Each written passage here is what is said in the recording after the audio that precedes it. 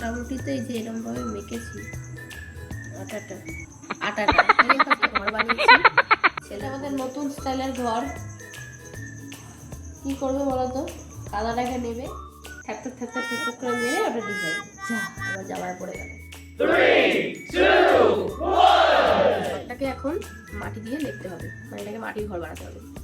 তো পুরোটা তো মাটির বানানো সম্ভব না, অনেকটা ওয়েট হয়ে যাবে আর নিয়ে যেতেও কষ্ট হবে।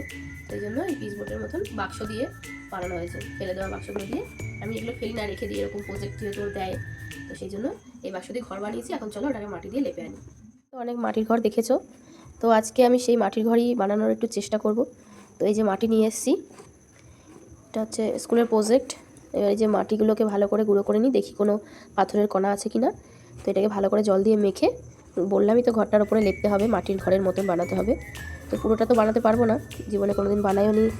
চেষ্টা করলে হয়তো নিশ্চয়ই পারবো, সব কিছুই চেষ্টার উপরে, চেষ্টা করলে কোনো কিছুই পারবো না এমন নয়, সব জিনিসই চেষ্টা করতে হয়। তবুও একটু হালকা হওয়ার জন্য প্রথমে কার্ডবোর্ড দিয়ে বানানো হয়েছে, এরপরে এই যে মাটিগুলোকে ভালো করে গুলিয়ে ওর উপরে লেপে দেবো। চেষ্টা করি কতটা ভালো হয়, তোমাদের সাথে সেটা শেয়ার করবো। ছেলের জন্য আবার সেই ছোটোবেলার মতন কাদামাটি ঘাঁটছি।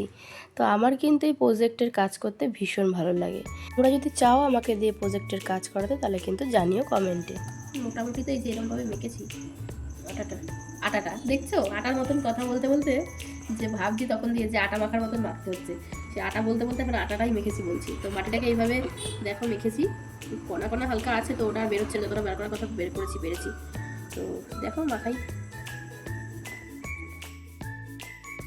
দেখতেই পেয়েছো। এখন বড় হয়ে গিয়ে আটা মাখতে মাখতে মুখ দিয়ে আটাই বেরিয়ে গেছে। ছোটোবেলার মতন আর মাটি খেলা তো আর এখন হয় না, তো আটা খেলাই হয়। তো আটা মাখতে মাখতে এখন মাটিটাকেও আটা ভেবে ফেলেছি, সেই জন্য ফট করে আটা বেরিয়ে গেল। তো এই যে আমার ঘর পুরো কমপ্লিট, ডিজাইন তো কিছু করতে পারিনি, তাই জন্য ওরমভাবে বানিয়ে দিয়েছি। আর এই যে আমার ফ্যামিলি, পরে আসছে ভিডিওটা।